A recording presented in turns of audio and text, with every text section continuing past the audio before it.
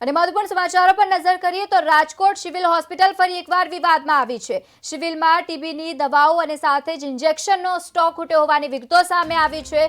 Stock ખૂટતા હવે દર્દીઓને ભારે હેરાન પરેશાન થવાનો વારો પણ આવ્યો છે।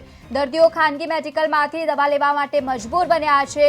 સિવિલમાં દવાઓ ન મળતા દર્દીઓ ભારે હેરાન પરેશાન થયા છે। આ વચ્ચે તમને જણાવી દઈએ કે જે રીતે વિગતો સામે આવી છે, એક તરફ સિવિલ હોસ્પિટલ સૌથી મોટી હોસ્પિટલ હોય, સિવિલ હોસ્પિટલમાં મોટી સંખ્યામાં લોકો રોજ આવતા હોય છે દવા લેવા માટે, અને એવા સમયમાં ટીબીની દવાઓ અને સાથે જ ઇન્જેક્શનનો સ્ટોક ખૂટી ગયો છે, અને જેથી કરીને હવે સામાન્ય જનતા જે છે તે ખાનગી મેડિકલમાંથી દવા લેવા માટે મજબૂર બની છે। સામાન્ય માણસ હોય એટલે એને પૈસા વધારે આપવા પડે છે, કારણ કે ખાનગી મેડિકલમાંથી દવા લેવા માટે જવું પડતું હોય છે। ત્યારે હવે ખાનગી મેડિકલમાંથી દવા લેવા માટે લોકો મજબૂર બન્યા છે।